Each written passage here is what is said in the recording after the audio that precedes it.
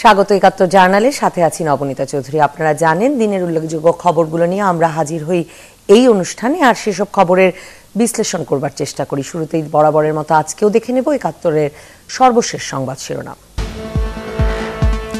20 দলের হরতালে অবশেষে পিছিয়ে গেল এসএসসি পরীক্ষা। হরতালের দিন আমরা পরীক্ষা পরিবর্তন করে দিব। 6 তারিখ শুক্রবারে আমরা ওই পরীক্ষাটা পরিবর্তন করে নিয়ে যাচ্ছি। ক্ষুব্ধ হতাশ শিক্ষার্থী ও অভিভাবকেরা।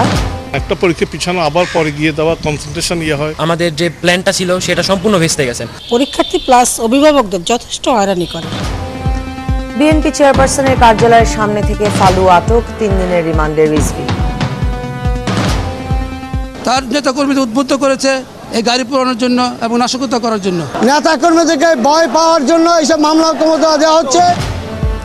জঙ্গিবাদ সন্ত্রাস না ছাড়লে জনতার রোষে পড়তে হবে, খালেদা জিয়াকে প্রধানমন্ত্রী। আর এই ধরনের কর্মকাণ্ড যেন না হয়, বিএনপি জামাত জোটকে এর থেকে বিরত থাকার জন্যই আমি আহ্বান জানাচ্ছি। 21শে বইমেলার উদ্বোধন। যাত্রাবাড়িতে যাত্রীবাহী বাসে ছোঁড়া পেট্রোল বোমায় দগ্ধ একজনের মৃত্যু, আরও 14 জনের অবস্থা আশঙ্কাজনক।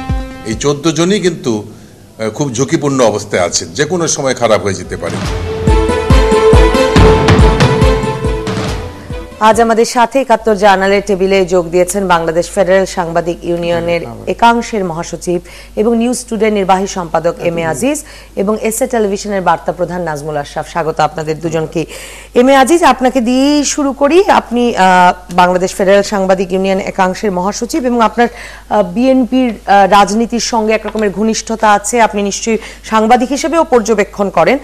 এই যে আজকের শিরোনামটি যদি বলি, যে গত কদিনের পেছাবে কি পেছাবে নার পর অবশেষে 20 দলের হরতালে পিছিয়েই গেল এসএসসি পরীক্ষা, এটি আজকে প্রায় সকলেরই শিরোনাম সারাদিন ধরে।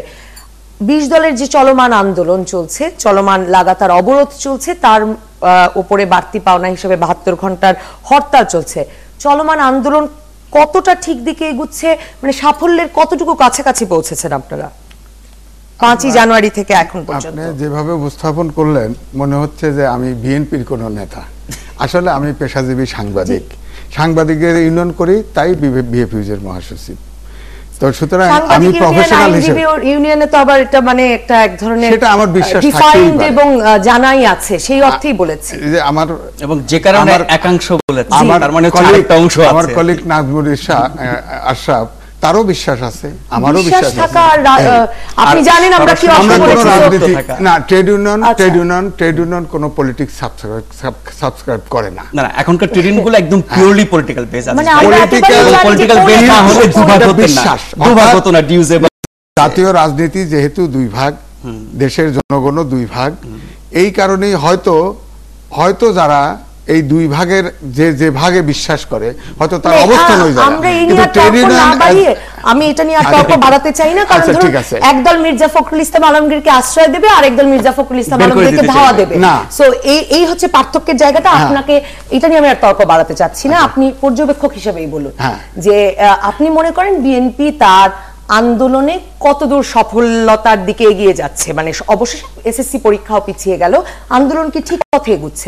সফলতা ব্যর্থতা এটা আমার মনে হয় যে আওয়ামী লীগ এবং বিএনপি তারা বলতে পারবে, আমরা এটা বলতে পারবো না। তারা প্রোগ্রাম, আমরা জানি দুই দিকে দুটি অবস্থান নিয়েছে সরকার এবং সরকার দলীয় পার্টি আওয়ামী লীগ, এটা একাকার হয়েছে। আপনার কি কোনো পর্যবেক্ষণ আছে সাংবাদিক হিসেবে? আমি মনে করি যে দেশে এখন যে অবস্থাটা চলছে তাতে আমার কাছে মনে হয়েছে যে আমরা দেশে আসলে খুবই দুঃখজনক পরিণতির দিকে আগাচ্ছি। আমার কাছে কিন্তু আগে মনে হয়েছে যে আলটিমেটলি হয়তো দেশের এই সংলাপের মাধ্যমে আলটিমেটলি একটা সমাধান হতে পারে, কিন্তু সেটাও আমি কিন্তু অবস্থানটা একটু আমার কাছে একটু ব্লিক মনে হচ্ছে। কারণ দুই দিন আগে প্রেসিডেন্ট রাষ্ট্রপতি, মহামান্য রাষ্ট্রপতি, তিনিও বলেছেন সন্ত্রাস দমনের। এখানে এই প্রেসিডেন্ট কিন্তু সবার কাছে গ্রহণযোগ্য ছিল, কারণ তার নির্বাচন নিয়ে কোনো বিতর্ক ছিল না, এবং সেই জায়গাটাও কিন্তু আমার মনে হয় যে তিনিও হয়তো একটা যে কোনো প্রসেসে দুই পার্টিও হতে পারতো বা প্রেসিডেন্ট রাষ্ট্রপতিও একটা উদ্যোগ নিতে পারতেন। কথা বলায় আপনার লাগলো কেন? লাগে নাই তো আমার, লাগে না, আমি বলছি একটা নিরপেক্ষ অবস্থান প্রেসিডেন্ট রাষ্ট্রপতি, এবং রাষ্ট্রপতি কিন্তু যখন যেভাবে নির্বাচিত হয়েছেন সেটা নিয়ে কারো কোনো এই জাতির কোনো প্রশ্ন নেই। তিনি কিন্তু উদ্যোগ দুই গ্রুপের, দুই আওয়ামী লীগ বিএনপি বলেন আর 14 দল 20 দল বলেন, তাদের একটা ডাক দেওয়ার সুযোগ ছিল, বসার সুযোগ ছিল, কিন্তু উনি যেভাবে অন্যান্য কিছু মন্ত্রী বা প্রধানমন্ত্রী যেভাবে কথা বলেছেন ঠিক অনুরূপভাবে কথা বলার পরে আমি একটু হতাশ হয়েছি। দ্বিতীয়ত রাষ্ট্রপতি সন্ত্রাসের নিন্দা করেছে, এটার মধ্যে আপনি না, সন্ত্রাসের নিন্দা এক জিনিস, সন্ত্রাসের নিন্দা আমিও করি, কিন্তু উনি বলেছেন সন্ত্রাস দমনের কথা, দমনের পক্ষে, কিন্তু রাষ্ট্রপতির অবস্থানটা নিরপেক্ষ, মানে যদি এই মুহূর্তে তার সামনে অন্যায় হলে তিনি কিছু বলবেন না, এটি নিরপেক্ষতা তা না, নিরপেক্ষ না। রাষ্ট্রপতির পজিশন, আমার বক্তব্য হচ্ছে যে দমন নিয়েও যেমন বিএনপি এক ধরনের ব্যাখ্যা দেয়, আওয়ামী লীগ সরকার একদিকে। আচ্ছা আমি শেষ করি, আমি আগাই। এরপরে আজকে আমি দেখলাম যে আমার খুব সিনিয়র নেতা, আওয়ামী লীগের নেতা আমির হোসেন আমু, আমি একটু শেষ করি, আমি এটাই শেষ করছি, আমির হোসেন আমু এবং সুরঞ্জিত সেনগুপ্ত, ওনারা যে কথাটি বলেছেন এই কথাতে কিন্তু একটা মেসেজ আমি পেয়েছি, অর্থাৎ দেশটা, আমি তাদের কথাকে কোনো অবস্থাতেই গুরুত্ব না দিয়ে পারবো না, কারণ তারা কিন্তু বলেছেন যে ইঙ্গিত করেছেন, তাতে আমার কাছে মনে হয়েছে দেশ আদৌ সত্যই কি এমার্জেন্সির দিকে যাচ্ছে কিনা। এটা যদি যায় আমার মনে হয় এই দেশের গণতান্ত্রিক প্রক্রিয়া ব্যাহত হওয়ার সম্ভাবনা আছে। আপনার এই পর্যবেক্ষণগুলো আমি বুঝতে পেরেছি। আমার প্রশ্ন ছিল ইমার্জেন্সির দিকে যাবে কেন? আপনি নিশ্চয়ই এই খবরও পেয়েছেন যে জাতীয়তাবাদী আইনজীবী ফোরাম, তারা আশা করি নিজেদের নিরপেক্ষ দাবি করবেন না, সেই আইনজীবী নেতা জয়নুল আবেদিন তিনি বলেছেন যে বিরোধী জোটের আন্দোলনে আগামী 13ই ফেব্রুয়ারির মধ্যে সরকারের পতন হয়ে যাবে। এই দিক থেকে আমি আসলে প্রশ্ন করছিলাম, আন্দোলন যেভাবে এগোচ্ছে আপনি কি মনে করেন যে কোন দিকে এগোচ্ছে, সফলতার দিকে এগোচ্ছে? এটা জাতীয়তাবাদী আইনজীবী, জাতীয়তাবাদী, সেটা কিন্তু বিএনপির সাথে ডাইরেক্টলি আমি বলবো অ্যালাইড। এখন আওয়ামী লীগও তো বলেছিল 7 দিনের, সরকার বলছিল 7 দিনের ভিতরে, আমি 7 দিনের, আমি বলছি আপনি 7 দিনের মধ্যে তো এই সরকারও বলছিল যে এই সন্ত্রাস দমন হবে, হয় নাই? আপনার বিএনপির আন্দোলন নিয়ে তাহলে কোনো মন্তব্য নেই। নাজমুল আশরাফ, আপনি বিএনপির আন্দোলনকে কিভাবে দেখছেন? অবশেষে এসএসসি পরীক্ষাও পিছিয়ে গেল, ঠিক পথে এগোচ্ছে, সফলতার দিকে এগোচ্ছে। আমি এসএসসি পরীক্ষাটা নিয়ে বেশি বলতে আগ্রহী, যেমনটি আপনি শুরু করেছিলেন যে শেষ পর্যন্ত এসএসসি পরীক্ষা পিছাতে হলো। এই এসএসসি পরীক্ষা সময় যাতে অবরোধ না থাকে, হরতাল না থাকে, আন্দোলন সহিংসতা না থাকে, নিদেন পক্ষে যেদিন যেদিন পরীক্ষা সেই দিনগুলোতে যাতে অবরোধ শিথিল করা যায়, সেই আকুতি সরকারের পক্ষ থেকে, বিশেষ করে শিক্ষামন্ত্রী আমরা দেখেছি আল্লাহর ওয়াস্তে হাত জোর করে আকুতি মিনতি করেছেন, সেটাও কারো গায়ে লাগে নাই যারা আন্দোলন করছেন বা অবরোধ করছেন। গতকাল আপনার এই টেবিলে, এই অনুষ্ঠানে একজন অতিথি বলছিলেন যে শিক্ষামন্ত্রী আবেদন জানিয়েছেন, প্রধানমন্ত্রী তো জানান নাই, প্রধানমন্ত্রী জানালে হয়তো তারা শুনতো, তথ্যটি ভুল ছিল, যিনি উপস্থাপকের চেয়ারে ছিলেন তিনি হয়তো খেয়াল করেন নাই। প্রধানমন্ত্রী আহ্বান জানিয়েছেন, গতকালও জানিয়েছেন, আজকেও জানিয়েছেন, আজকে বাংলা একাডেমি প্রোগ্রামে তিনি জানিয়েছেন, গতকাল পানি ভবন উদ্বোধন করতে গিয়ে তিনি জানিয়েছেন। তার মানে হচ্ছে যে সরকারের পক্ষ থেকে এই আকুতি মিনতি তাদের গায়ে লাগছে না, তাদের হৃদয়ে স্পর্শ করছে না, সেটা বাদ দিলাম। 15 লক্ষ ছেলে মেয়ে, বাবা মা আছেন, 30 লাখ ভোটার, আমি সেই জায়গায় আসছিলাম যে 15 লক্ষ পরীক্ষার্থীর স্বার্থটা তাদের কাছে মোটেও বিবেচ্য বিষয় না। 15 লক্ষ পরীক্ষার্থীর পরিবার, বাবা মা ভাই বোন সহ তাদের আত্মীয় স্বজন, তাদের শিক্ষক, তাদের সহপাঠী, তাদের শুভাকাঙ্ক্ষী, তাদের প্রতিবেশী, এই সব কিছু মিলিয়ে আমি একটা রাফ হিসাব করেছি আপনার অনুষ্ঠানে আসার আগে, 2 কোটি মানুষ যেখানে যুক্ত, এই 2 কোটি মানুষের স্বার্থের, 2 কোটি মানুষের উদ্বেগ উৎকণ্ঠার, 2 কোটি মানুষের আকুতির কোনো স্থান নাই যে আন্দোলনে, যে রাজনীতিতে, সেই রাজনীতিকে আমি ঘৃণা করি। দ্বিতীয়ত হচ্ছে যে এই 15 লক্ষ মানুষ, তাদের সাথে সম্পৃক্ত সব মিলে যদি 1.5-2 কোটি হয়, সেই 1.5-2 কোটি মানুষ সবই কি সরকারি দল করে? সবাই কি 20 দলীয় জোট বা বিএনপির রাজনীতির বাইরের মানুষ? হয়তো বা না, নিশ্চয়ের মধ্যে অনেক আছে। তার মানে হচ্ছে এই যে 15 কোটি শিক্ষার্থীর জীবনের প্রথম পাবলিক পরীক্ষা, তাদের সাথে সম্পৃক্ত মানুষ মিলিয়ে 2 কোটি বললাম, তার মধ্যে অসংখ্য ভোটার আছে। এই 15 কোটি শিক্ষার্থী হয়তো ভোটার না, তাদের 15 লক্ষ, তাদের বাবা মারা ভোটার, শিক্ষকরা ভোটার, স্বজনরা ভোটার, আত্মীয় স্বজন ভোটার, চাচা মামা খালা এরা ভোটার, তাদের স্বার্থ তাদের বিবেচনা আসে নাই। এই এসএসসি পরীক্ষা পেছানোর কথা, এসএসসি পরীক্ষার সময় হরতাল অবরোধ না দেওয়ার কথা, নিদেন পক্ষে পরীক্ষার দিনগুলোতে শিথিল করার কথা যারা আবেদন করেছেন, তাদের বিপরীতে আমরা আন্দোলনকারী দলগুলোর পক্ষ থেকে যে কথাগুলো শুনেছি এটা কেবল অমানবিক এবং নিষ্ঠুর এবং বিবেচনা বর্জিতই না, চরম নিন্দনীয়। আমি তিনজনের কথা কোট করে শেষ করব এই পর্যায়ে। যেমন মেজর হাফিজ বলেছেন কিসের পরীক্ষা কিসের কি, আগে আইনের শাসন। বাংলাদেশে আইনি শাসন কখন ছিল? বাংলাদেশে আইনি শাসন কারা কায়েম করেছে? কোন আমলে কোন যুগে আইনি শাসন কায়েম করেছে? মেজর হাফিজের কথাটি আপনাকে বললাম যে আগে আইনের শাসন যে দেশে নেই সে দেশে এসএসসি পরীক্ষা কিসের? এখন এই আইনের শাসন নিশ্চিত করার পথে বিএনপি কতদূর গেছে বলে 5 জানুয়ারি থেকে আন্দোলনের নামে যা কিছু এখন হচ্ছে গত 1 মাস ধরে, এটা যদি আইনের শাসন হয় তাহলে জঙ্গলের শাসনকে আমরা কিভাবে বর্ণনা করব? মেজর আক্তার আজকে একটি গোল টেবিল বৈঠকে তিনি বলেছেন এরা পাশ করে কি হবে, ভর্তি হতে পারে না, 98% ছেলেমেয়ে পাশ করে, আর বাদ দেন এসব পরীক্ষার পরে আগে আন্দোলন আগে গণতন্ত্র। তারপরে কর্নেল আলী কয়েকদিন আগে বলেছেন আরে পরীক্ষা নিয়ে তো চিন্তার কি আছে, পরীক্ষা পরে নেওয়া যাবে, আগে আন্দোলন আগে সবকিছু। এই 3 জন নেতা কিন্তু 20 দলীয় জোটের খুবই গুরুত্বপূর্ণ। মেজর আক্তার ছাড়া বাকি 2 জন দলের গুরুত্বপূর্ণ পদে আছেন। মেজর আক্তার বিএনপি রাজনীতি করেন এবং এই 3 জনের এরকম নিষ্ঠুর এবং অমানবিক মন্তব্য এবং এই 15 লক্ষ পরীক্ষার্থী এবং তাদের স্বজনদের বিরুদ্ধে কত বড় মানে নিষ্ঠুরতম আচরণ, সেটা একবার আপনি চিন্তা করেন। এই লোকগুলো কেন এতটা আগ বাড়িয়ে এইভাবে কথা বলছে পরীক্ষার ব্যাপারে? এর কারণটা আমরা বুঝি। মেজর হাফিজ 1/11 পরে বিএনপির মূল নেতৃত্বের বিরুদ্ধে চ্যালেঞ্জ করে আলাদা সংগঠন করেছিলেন। তার দরকার হচ্ছে পাপ মোচন করা এবং অতিমাত্রায় বিএনপির পক্ষে অযৌক্তিক হোক আর যাই হোক বেশি কথা বলে তাদের স্নেহভাজন হওয়া। মেজর আক্তারের একই অবস্থা। কর্নেল অলি বেগম জিয়া এবং তার ছেলেকে নিয়ে কি বাজে মন্তব্য করেছিলেন এটা গোটা দেশবাসী জানে। এই লোকগুলো এখন এরকম নির্মম নিষ্ঠুর বক্তব্য দিয়ে বিএনপির নেতৃত্বের বা বেগম খালেদা জিয়ার কাছে আসার চেষ্টা করছেন, কিন্তু এই মানুষগুলো স্বার্থ দেখছেন না। এর চেয়ে দুঃখজনক, এর চেয়ে নির্মম নিষ্ঠুর আর হয় না। আমরা সবসময় শুনি যে ক্ষমতা মানুষকে দুর্নীতিগ্রস্ত করে এবং নিরঙ্কুশ ক্ষমতা মানুষকে নিরঙ্কুশভাবে দুর্নীতিগ্রস্ত করে। এর বিপরীতে এখন আমাদের বলার সময় এসেছে ক্ষমতার লোভ বা মোহ মানুষকে নির্দয় করে, আর ক্ষমতার জন্য যখন মানুষ উন্মাদ হয়ে যায়, বিবেকহীন হয়ে যায়, তখন মানুষ নিষ্ঠুর হয়, বিবেক বর্জিত হয়। এই এসএসসি পরীক্ষার ব্যাপারে আন্দোলনকারীদের আচরণটাকে আমরা এইভাবে আমি বলতে চাচ্ছি যে এই যে এসএসসি বা এইচএসসি পরীক্ষা পিছানো, এটা কিন্তু বাংলাদেশে নতুন ফেনোমেনা না।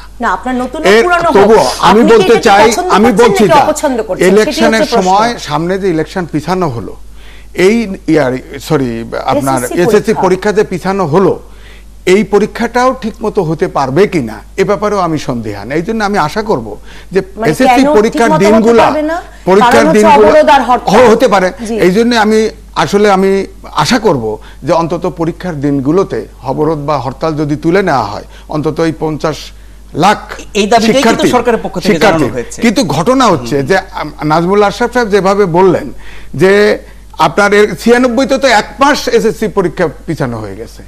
এসএসসি 1 মাস গত ইয়েতে আপনার এই যে দেখেন এখন এসএসসি পরীক্ষা আপনাকে আমি বলছি যে ইলেকশন আমার মনে হয় কিছু কিছু জাতীয় ইস্যু থাকবে। কিন্তু বলেননি যে এর আগে হয়েছে কি হয়নি। নাজমুল আশরাফ আমি বলছি বলে না, কিন্তু আমি বলছি যে জাতীয় যত ইস্যু আছে, যেটা কমন ইস্যু, জাতীয় উন্নয়নে অন্তরায় হতে পারে, এই সব ইস্যুগুলি এই আমাদের দেশের যে ধরনের ক্ষমতা দখলের রাজনীতি বা ক্ষমতা টিকে থাকার রাজনীতি, এর বাইরে রাখা উচিত এবং এটা আমি প্রত্যাশা করব জাতীয় উন্নয়নের স্বার্থে। কিন্তু আমার বক্তব্য হচ্ছে যে এই যে আপনার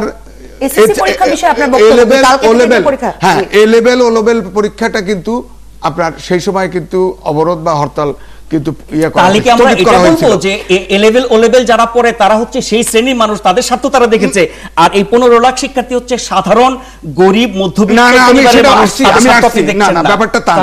ব্যাপারটা হচ্ছে যে এ লেভেল ও লেভেল পরীক্ষায় যদি আপনার এটা ইয়ের থেকে ব্রিটেন থেকে কন্ডাক্ট করা হয়, আমাদের এখানে ব্রিটিশ কাউন্সিল কন্ডাক্ট করে, তারা যেদিন হরতাল থাকবে সেদিন পরীক্ষা যদি না নেয় 1 বছর পুরো। কিন্তু আমি বলতেছি যে এসএসসি পরীক্ষা পিছালে ক্ষতি তো হবেই, এটা তো কেউ সমর্থন করে না। কিন্তু আমার মনে হয় যে এই যে যেমন শিক্ষামন্ত্রীর কথা বলা হলো, একদিকে বলছে জোরহাত করে আপনারা অবরোধ বা হরতাল ইলেকশনের দিন তুলে নেন, সাথে সাথেই বলছেন যে যদি অবরোধ থাকেও আমরা যে কোনো মূল্যে আমরা পরীক্ষা অনুষ্ঠিত করবই। সাথে সাথে র্যাব প্রধান বলেন যে আমরা প্রত্যেকটা শিক্ষার্থীকে প্রয়োজনে গার্ড দিয়ে নিয়ে আসবো। অবরোধ এভাবে এই মুহূর্তে যেখানে ওয়ারিং সিচুয়েশন, সেখানে এটা এক ধরনের উস্কানিমূলক, এটা এক ধরনের উস্কানিমূলক। আপনার একজন সাংবাদিক হিসেবে মনে হয় যে শিক্ষামন্ত্রীকে উচিত শিক্ষা দেওয়া গেছে 15 লাখ পরীক্ষার্থীর পরীক্ষা পিছিয়ে? না, সেটা আমি বলতে যাব কেন? সেটা আপনার ধারণা, আপনার মনে হতে পারে, আপনার মনে হতে পারে, কিন্তু আমার বক্তব্য হচ্ছে যে পরীক্ষা জাতীয় ইস্যু এবং এটা শিক্ষা আমরা ছোটবেলায় পড়েছি, এখন যদিও সেটা নাই, যেমন আগে পড়েছি যে লেখাপড়া করে যে গাড়ি ঘোড়া চড়ে সে, এখন হলো লেখাপড়া করে যে গাড়ি চাপা পড়ে সে। আমি বলি জার্নালের সঙ্গে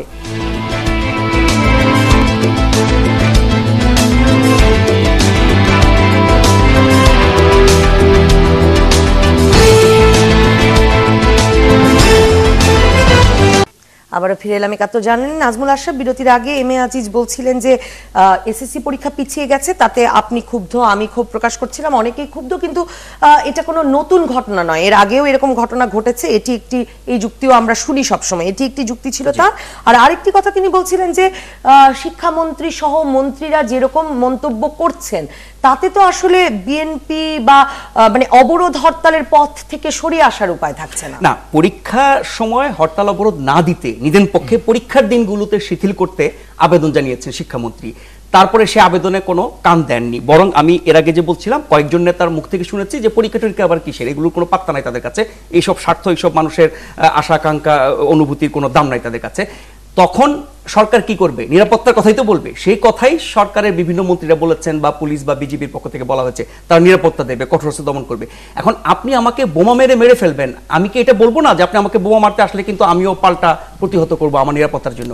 এখন আমরা সরকারকে, রাষ্ট্রকে দায়ী করি কেন? আপনি আমার নিরাপত্তা দেবে, আপনার আমার নিরাপত্তা দেবে, সেই জন্যই তো যেই ঘটনাগুলো ঘটছে তার বিপরীতে মানুষের যেই প্রাণহানি ঘটছে, এবং এই 15 লক্ষ পরীক্ষার্থী তাদের আত্মস্বজন সহ যখন পরীক্ষা কেন্দ্রে যাবেন আসবেন, তারা যাতে কোনো রকমের নিরাপত্তাহীনতার মধ্যে না পড়েন, কোনো রকমের হামলা শিকার না হন, পেট্রোল বোমা না খান, জীবন হানি না ঘটে, সেই কারণে এইসব নিরাপত্তা ব্যবস্থার কঠোর হুঁশিয়ারি সরকার দেবে, এটাই স্বাভাবিক। না দিলে বরং আমরা সরকারকে দুষবো যে এই অবস্থায় আপনি কেন আমাদেরকে নিরাপত্তা দিচ্ছেন না। তারপরেও তো আসলে জীবনের ঝুঁকি নিয়ে পরীক্ষা কেন্দ্রে যেতে হবে। আপনার মানে অন্যতম সবচেয়ে বড় হামলাটি যাত্রাবাড়িতে যেটি ঘটলো সেটি শুক্রবারে ঘটেছে রীতিমতো। এক্স্যাক্টলি। এখনকার আন্দোলনের অনেক নতুনত্ব আছে, আজিজ ভাই যেটা বলেছেন, আগে হয়েছে এখন হচ্ছে, আগে হয়েছে এখন হচ্ছে। আগে আর এখনকার মধ্যে কম্পেয়ার করা উচিত না দুটো কারণে। একটা হচ্ছে আগে খুন খারাপি হলে এখনো খুন খারাপি হতে হবে, আর আগের চেয়ে এখনকার মাত্রা অনেক বেশি, আগের চেয়ে এখনকার ধরন অনেক অন্যরকম। আপনি কি এর আগে কখনো কোনোদিন দেখেছেন শুক্র শনিবারে হরতাল অবরোধ হয়? কখনো দেখেছেন ইজতেমা মিলাদুন্নবীর দিন হরতাল অবরোধ হয়? এসএসসি পরীক্ষার কথা না হয় বাদ দিলাম, কিন্তু এই নিষ্ঠুরতাগুলো, আমি বলছি আবারও, আমি রাজনীতিকে এখানে আলাদা করে রাখছি, রাজনীতি বা আন্দোলন, হরতাল অবরোধের নামে যেসব নৃশংসতা, নিষ্ঠুরতা, বর্বরতা হচ্ছে তার মাত্রা প্রতিনিয়ত বাড়ছে। এর পক্ষে কথা বলার কোনো যুক্তি নেই আজিজ ভাই, না কোনো যুক্তি নাই। তবে যারাই ডাকুক, যেই দাবিতেই ডাকুক, কিন্তু ঘটনার অন্তরালের ঘটনা যে কোথা থেকে সৃষ্টি হলো, না কিন্তু সেখানে ওষুধ না দিয়ে, যেটা দুঃখজনক, আপনি রোগের উৎসের জায়গায় আপনি ওষুধ না দিয়ে বাইরে ওষুধ দিলে তো রোগ সারবে না। না, সেটা আপনি যেখান থেকে এটা রুট কজ, এটা তো সিম্পলি এই যে ঘটনাগুলি ঘটছে এটা কেউ সমর্থন করবে না। যে পেট্রোল বোমা কেউ সমর্থন করবে না, আমি নিজেও সমর্থন করি না। প্রতিদিনই এইটা যদি আমার কথা হচ্ছে যে সরকার দেশে আছে, আমরা নূতন, আমরা আওয়ামী লীগ একটি পুরানো সংগঠন, আমরা তো এই ঘটনা যে চলছে এটা তো ইচ্ছে করলেই আমার মনে হয় একটি শব্দে এই ঘটনা, প্রধানমন্ত্রী জাস্ট ঘোষণা দেখ যে নির্বাচন, নিরপেক্ষ নির্বাচনের প্রক্রিয়া সম্পর্কে আলোচনা হবে, আপনার অবরোধ উদ্ধার। আজিজ ভাই, ওইটা আরেকটা বিতর্ক যে আমার বিশ্বাস যে আপনার এই এখন যে অবরোধ এবং যেসব, এটা আপনার বিশ্বাস, আমার বিশ্বাস, আমার বিশ্বাসের উপর ভিত্তি করে প্রধানমন্ত্রী একটি ঘোষণা দেবেন না, আমার বিশ্বাসের উপর দেবে, কারণ এটা আমি নাগরিক, আমি বলতে পারি না, আমাকে ডাকছেন তো এখানে কথা বলার জন্য, আমি বলছি তো যে আপনি এই ঘোষণাটা দিতে বলেন। আমার বিশ্বাস যে আজকে যে দেশে অচল অবস্থা সৃষ্টি হয়েছে তার অবশ্যই কিছু না কিছু, আপনার কি সেই বিশ্বাস হয় যখন এই ধরনের লাগাতার আন্দোলন অবরোধ চলছে, সরকারের পতন না হওয়া পর্যন্ত আন্দোলন চলবে বলছে, এবং পেট্রোল বোমার আন্দোলন, এবং বলা হচ্ছে এখন 13ই ফেব্রুয়ারির মধ্যে সরকার পতন হয়ে যাবে, তখন আসলে প্রধানমন্ত্রী দাঁড়িয়ে সংলাপের আহ্বান করলে না, নবনীতা যারা বলছে তারা মেইনস্ট্রিম বিএনপির লোক নন, তাদের রেফারেন্সে আপনি টোটাল বিএনপির কথা বলতে পারেন না। যে নামগুলি নাজমুল আশরাফ বলেছেন এগুলো কিন্তু সে নিজেই বলেছে, তারা কিন্তু মেইনস্ট্রিম বিএনপির লোকে কি সংলাপের কথা বলছে? বিএনপির ভাইস চেয়ারম্যান কর্নেল ওলি 20 দলীয় জোটের একটি দলের 20 দলের একটি লোক। আপনারা বলছেন যে আপনি নিজেই তো বলছেন যে এরা আসলে আপনার মতে মেইনস্ট্রিম কারা? আমি এটা গত প্রায় 2 সপ্তাহ ধরে এটা জানার চেষ্টা করছি বিএনপির বিভিন্ন রাজনীতিকদের কাছ থেকে, বিশ্লেষকের কাছ থেকে। এই যে আপনারা দেখেন মন্ত্রী এমপিরা অনেক কথা বলে, আপনার মতে বিএনপির ভিতরে অনেকটা থাকে, কিন্তু ফাইনালি যেটা বিএনপি প্রধান এন্ডোর্স করবেন এবং প্রধানমন্ত্রী এন্ডোর্স করবেন সেটি হচ্ছে মূল কথা। কারণ এখন তো দেখেন কথার সব, বিশেষ করে আপনার দেখেন গভর্নমেন্টের তরফ থেকে এমপি থেকে শুরু করে যত কয়েকজন মন্ত্রী আছেন তারা তো আপনার মতে মেইনস্ট্রিম বিএনপির নেতা কারা? কেন বিএনপির মেইনস্ট্রিম যারা উপরে পোর্টফোলিওতে আছে, মানে কাদের কথা আমরা প্রণিধানযোগ্য বলে মনে করব? কেন বিএনপি চেয়ারপারসন যেটা বলবে সেটাই ফাইনাল। শুধুমাত্র বিএনপি চেয়ারপারসন? জি, বিএনপি চেয়ারপারসন কিন্তু হরতাল অবরোধ চালিয়ে যাওয়ার ঘোষণা দিয়েছেন এবং তিনি প্রত্যাহার করেন না। দুটো বিষয় নিয়ে খামাখাই বিতর্ক হয়। একটা হচ্ছে যে আপনি সহিংসতার নিন্দা কিন্তু একবারও করছেন না। আপনাকে বলছি না, যারা এই কর্মসূচি আন্দোলন করছে সহিংসতার নিন্দা করছেন না, সহিংসতা না করার আহ্বানও জানাচ্ছেন না। যে মানুষগুলো 40 জন মানুষ পুড়ে মারা গেল, আরো অনেক মানুষ নানানভাবে আহত হয়েছে, জখম হয়েছে, ক্ষতিগ্রস্ত হয়েছে, তার জন্য আপনি একটি সমবেদনা জানান নাই। আমরা প্রতিনিয়তই গোপন জায়গা থেকে ভিডিও, গোপন জায়গা থেকে বিবৃতি আমরা পাই, সেখানে লাইনও কিন্তু এদের সম্পর্কে বলা হচ্ছে না। আপনি সেটা দায় কেন নেবেন না? মানে যারা করছে এই আন্দোলন তারা কেন সেই দায়টা নেবে না? আর দ্বিতীয় কথা হচ্ছে কি যে আপনি বলছেন যে সহিংসতার মাধ্যমে জনগণকে জিম্মি করে দেশের 12টা বাজিয়ে তারপরে আপনি দাবি আদায় করবেন। এটাই যদি আপনি উদাহরণ সৃষ্টি করেন ভবিষ্যতে তার চেয়েও বেশি হবে। এবার যদি 50 জন পুড়িয়ে থাকে 100 জন পুরাবে, আপনি সেই রাস্তাই তৈরি করে দেবেন। আপনি যদি বলেন যে এইভাবে হচ্ছে দাবি আদায় হবে, না আমারটা শেষ করি রাজীব ভাই, এর আগে আপনি আমার সময় নিয়ে নিয়েছেন। সেটা হচ্ছে কি যে ইদানিং আরেকটা কথা বলতে শুনছি অনেককেই, সেটা হচ্ছে কি যে যারা নাশকতা, সহিংসতা, মানুষ জিম্মি করে আন্দোলন করছে তার মাধ্যমে দাবি আদায় করা এটা কোনো গণতান্ত্রিক আন্দোলন না, রাজনীতি না, এরকম যারা বলছেন। তার বিপরীতে অনেকে বলছে যে সহিংসতা করছে তো কি হয়েছে, তাদের সাথে কি আলোচনা বসা যাবে না? আমরা শান্তি বাহিনীর সাথে আলোচনায় বসি নাই। তার মানে কি বিএনপি শান্তি বাহিনীর পর্যায়ে চলে গেছে? তার মানে হচ্ছে বিএনপি বিচ্ছিন্নতাবাদী আন্দোলন করছে? তার মানে হচ্ছে যে 20 দলীয় জোট কি এখন অবৈধ চরমপন্থী রাজনীতি করছে? এটাই কিন্তু প্রমাণ করে যারা এটা বলেন যে আমরা তো শান্তি বাহিনীর সাথে আলোচনা করছি, তাদের পর্যন্ত সেই পর্যন্ত গিয়ে যদি আলোচনা করা যেতে পারে, আপনি তাদের বক্তব্যকে ব্যাখ্যা করে আপনার মতো করে বললেন না, আপনার কথা বললেন না, পার্টি আপনার কথা বললেন না। কেন একটা দেশের যে অবস্থা চলছে এখান থেকে বেরোনোর জন্য আলোচনা করা যাবে না? ভাই বেরোনো তো অনেক কথা। বিএনপি যে আলোচনায় রাজি, এই আস্থা আপনি কোথা থেকে পাচ্ছেন? না, আস্থা বলছে আমরা সাধারণ নাগরিক দাবি করছি, আমরা চাই যে দুইটি পার্টি নেগোসিয়েশনে বসুক, আলোচনায় বসুক, এই ক্রাইসিস থেকে দেশ জাতিকে মুক্তি দিক, এটা আমাদের আকাঙ্ক্ষা। আপনি রাজনীতির সাথে যুক্ত হিসেবে আপনি বলতে পারেন যে দুজন বসে সমাধান হয়ে যায়। আমি একজন নাগরিক হিসেবে আমার চাওয়া হচ্ছে শান্তি, আমার চাওয়া হচ্ছে পরীক্ষা দিলে, আমার চাওয়া হচ্ছে বোমা হবে না, আমার চাওয়া হচ্ছে চলাচল করব। তথ্যমন্ত্রী রাজনীতিবিদদের পক্ষে কথা বলেন না প্লিজ, রাজনীতিবিদদের কথা বলেন। সম্পাদকরা বলেছেন যে এটা রাজনৈতিক সমস্যা, এটা রাজনৈতিক সমস্যা এবং এটা রাজনৈতিকভাবে সমাধান হতে হবে, এটা আমাদের সম্পাদকরাও বলেছে। এবং আমি সাংবাদিক হলো প্রতিষ্ঠান, আমি মনে করি সম্পাদকরা সঠিক কথাটি বলেছে, কারণ এটা রাজনৈতিক বিষয় এবং রাজনৈতিকভাবে এটার সমাধান আলোচনার মাধ্যমে হওয়া উচিত। এটা আমাদের সম্পাদকরাই বলেছে। মানুষ মেরে ফেলা, পরীক্ষা দিতে না দেওয়া, এটা হচ্ছে সেটা তো। আর আমার কথা হচ্ছে এই অবরোধকে ঘিরে যে পেট্রোল বোমা মারছে এটা তো সবাই নিন্দা করছে। আপনি তো বিএনপি করেন, আপনি বিএনপি করছে 20 দলীয় জোট, আমি ক্যাটাগরিক্যালি বলছি তারা উত্তর দিবে।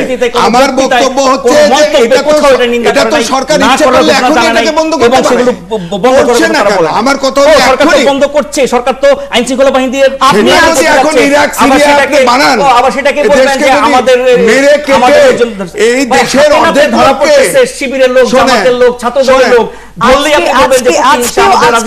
কিছু কিছু সাফল্যের ঘটনা জানা যাচ্ছে, যেমন 16 কোটি মানুষের দেশে বিএনপি আওয়ামী লীগের অ্যাক্টিভিস্ট কয়জন, আর বিএনপি আওয়ামী লীগের অ্যাক্টিভিস্টের মতো আচরণ করে প্রফেশনাল লোক কয়জন? আপনাকে সংখ্যাগরিষ্ঠ মানুষের স্বার্থ চিন্তা করতে হবে আপনাকে। আপনি আগেই বলেছেন যে এইভাবে দেশ দুই ভাগে বিভক্ত, এটা সত্য।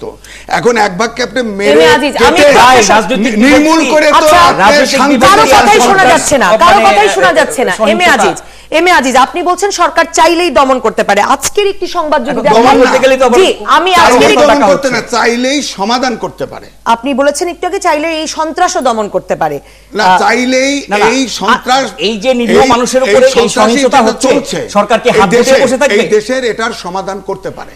আমি এটাই বলছি যে এখন প্রধানমন্ত্রী আমার যে আমি যেটা বলছি যে রাজনৈতিক আপনার নির্বাচন এবং যে জনসভা করতে দেয় নাই, এই এখন 20 দলের দাবি হচ্ছে একটি নিরপেক্ষ নির্বাচন, এজন্যই তারা আন্দোলন করছে।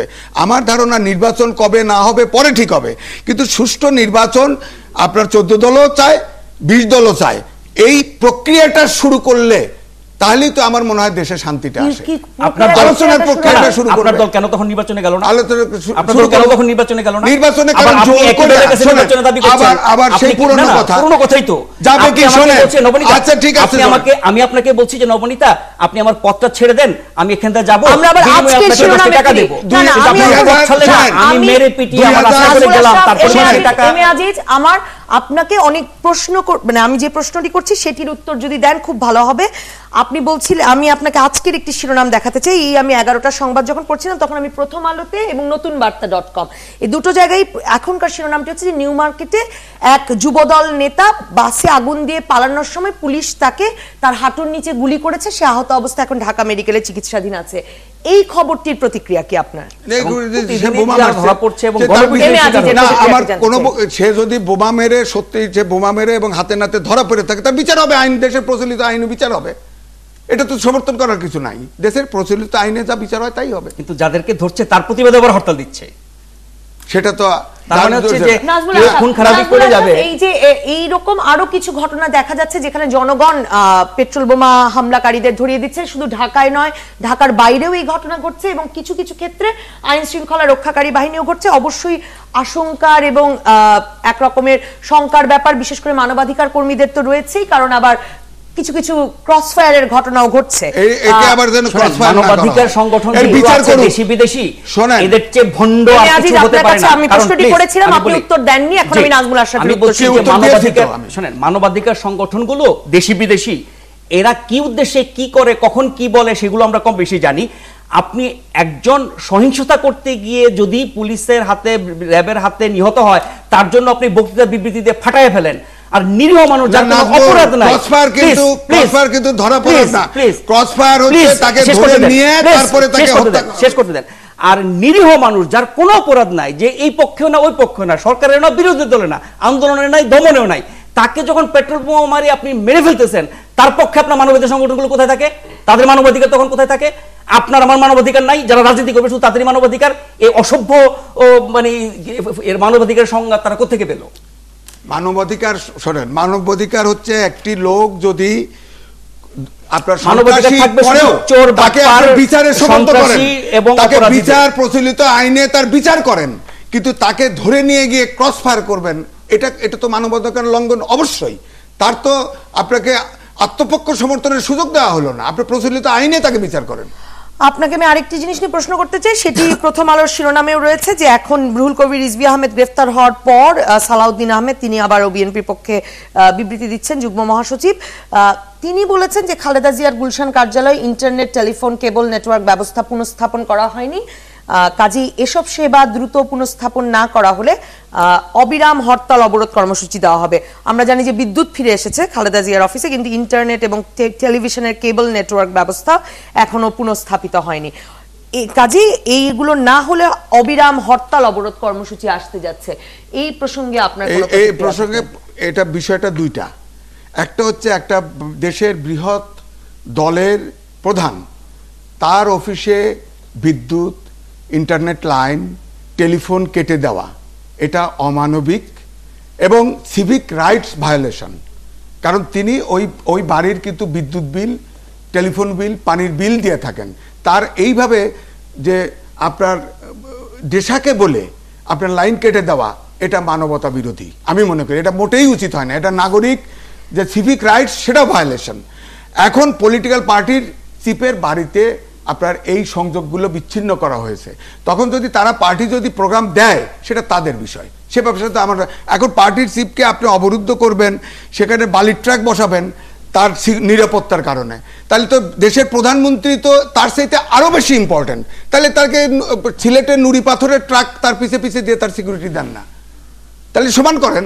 নাজমুল আশরাফ, আমি আপনাকে বিরতির পর দুটো প্রশ্ন করব। আমার আসলে গত কদিনে আমার মানবিকতা কি অমানবিকতা কি এই বিষয়ে আমি আমরা আমাদের মূল সত্য হারিয়ে ফেলছি। না, আমি আসলে এই নোংরা নিকৃষ্ট রাজনীতির কাছে যদি করি, আজিজ ভাইয়ের মতো একজন বিজ্ঞ অভিজ্ঞ সিনিয়র সাংবাদিক, তিনিও মানে সাধারণ যে সব নাজমুল আশরাফ, আমি আপনার কাছে ফিরবো, আপনার কাছেও ফিরবো যে আমরা আসলে কোনটিকে কতটা, মানে আমি পেট্রোল বোমার ঝুঁকি নিয়ে বাড়ি ফিরছি, আমি আজকে পুড়ে মরে থাকতে পারি, 54 জন সম্ভবত চিকিৎসাধীন আছেন শুধু ঢাকা মেডিকেলের বার্ন ইউনিটে, এখনো বাইরে অন্যান্য হাসপাতালে তো আছেনই। সেই দেশে বসে আমরা আসলে মানবিক কি, সম্ভবত এরকম কথা বলেছেন প্রফেসর ইমাজউদ্দিন যে মানবতার বিরুদ্ধে সবচেয়ে বড় অপরাধ হয়েছে বিদ্যুৎ লাইন কেটে দেওয়া। আমি এই প্রসঙ্গে আসবো। আর আরেকটি প্রশ্ন জানতে চাইবো যে এসএসসি পরীক্ষা পিছিয়ে গেছে, সব সংবাদ মাধ্যমগুলো দুদিন ধরে শিরোনাম করতে করতে আজকেও শিরোনাম করছে। আপনি জানেন যে খালেদা জিয়ার সঙ্গে বিভিন্ন প্রতিনিধি দলের মধ্যে দেখা করতে পেরেছেন, আমাদের সাংবাদিক প্রতিনিধি দল দেখা করতে পেরেছেন, রুহুল আমিন গাজীর নেতৃত্বে কামাল হোসেন, মাহমুদুর রহমান মান্না, তারা দেখা করতে পেরেছেন, কিন্তু কেউই নাকি খালেদা জিয়ার কাছে এসএসসি পরীক্ষার সময়টা কি হবে এই প্রশ্নটি করেননি। আসলে কি আমরা যেগুলোকে গুরুত্বপূর্ণ ভাবছি রাজনীতিতে সেগুলো ক্রমেই অগুরুত্বপূর্ণ হয়ে পড়ছে কিনা? দুজনের কাছে এই প্রশ্ন নিয়ে ফিরবো। দর্শক থাকুন একাত্তর জার্নালে।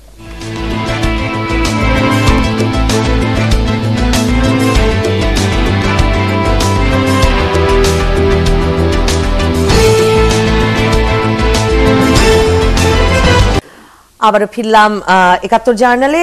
নাজমুল আশরাফ, প্রশ্ন করেছিলাম যে রাজনীতি ক্রমে আমাদের ধারণাগুলো থেকে দূরে চলে যাচ্ছে কিনা, মানে আমরা যখন পেট্রোল বোমার নিষ্ঠুরতা নিয়ে চিন্তিত তখন আরেক দল চিন্তিত বিদ্যুৎ লাইন কেটে দেওয়ার নিষ্ঠুরতা নিয়ে। এটি একটি প্রশ্ন। আরেকটি প্রশ্ন হচ্ছে যে বিএনপি প্রধান বেগম খালেদা জিয়ার সঙ্গে যারা দেখা করতে গেছেন গুরুত্বপূর্ণ লোকেরা এসএসসি পরীক্ষার কথা ভুলে গেছেন, কিভাবে সম্ভব? দুটো উত্তর দিচ্ছি আমি ছোট করে। এক হচ্ছে যে বেগম খালেদা জিয়ার মতো একজন নেত্রী, 20 দলীয় জোটের নেত্রী, বিএনপির নেত্রী, সাবেক বিরোধী দলের নেত্রী, সাবেক প্রধানমন্ত্রী, দুবারের বিরোধী দলের নেত্রী, উনি 32 বছর ধরে বাংলাদেশের অন্যতম বড় একটি দলের নেতৃত্ব দিচ্ছেন। সারা দেশে তার লক্ষ লক্ষ লক্ষ লক্ষ অনুসারী আছে, কর্মী আছে, ভক্ত আছে, শুভাকাঙ্ক্ষী আছে। এরকম একটি মানুষের বাড়ির বিদ্যুৎ লাইন কেটে দেবেন, এটা কি ধরনের ফাইজলামি? আগের দিন আমরা ঘোষণা শুনলাম, এক মন্ত্রী বললো তার বিদ্যুৎ লাইন, পানির লাইন সবকিছু বন্ধ করে দেওয়া হবে। আমি ভাবছি কি, আমি শুক্রবার এটা শুনে ভাবছি কি যে এগুলো তো রাজনৈতিক কথাবার্তা মাঠে ময়দানে বলে, এটা যে বাস্তবায়ন হয়ে যাবে 24 ঘন্টার মধ্যে, আমি অবাক হয়ে গেছি। এটা কি?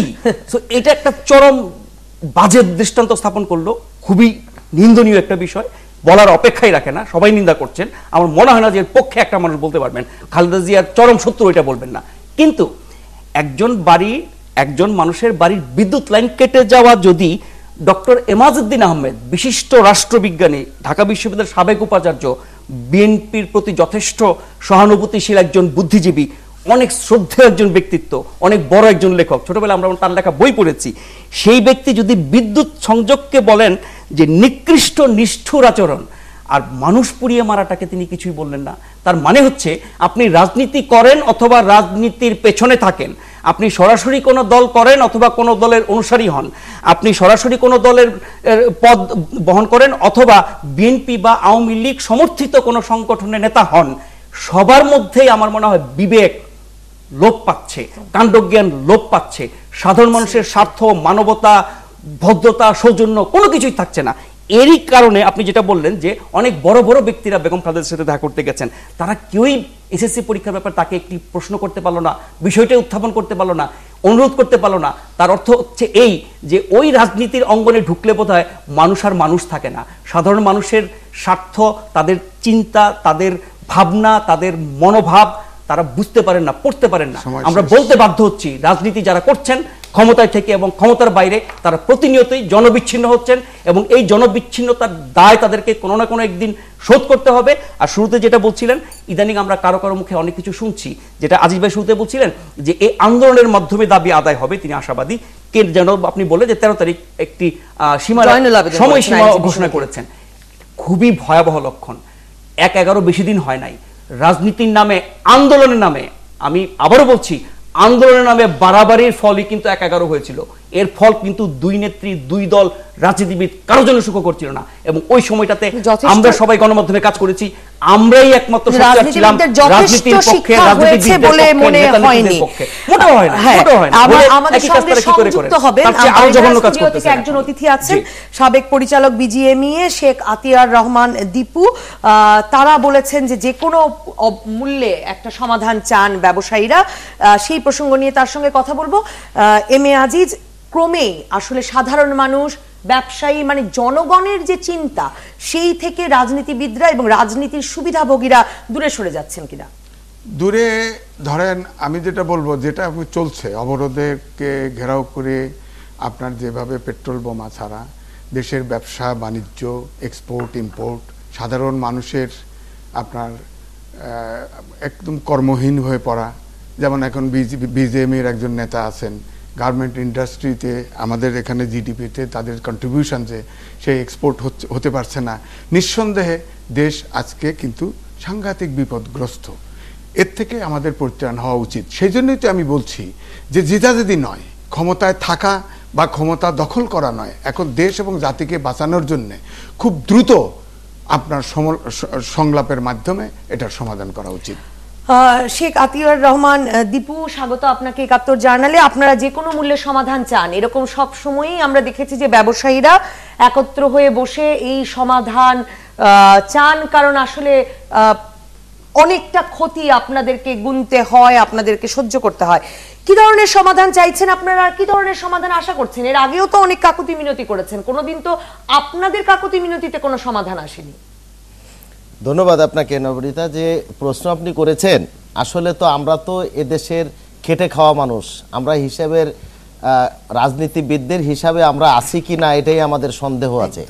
তার কারণ আপনি জানেন, বিগত ৩০ বছর যাবৎ হাঁটি হাঁটি পা পা করে যে ইন্ডাস্ট্রিটা এদেশে গড়ে উঠেছে, আজকে তা ধ্বংসের দ্বার প্রান্তে।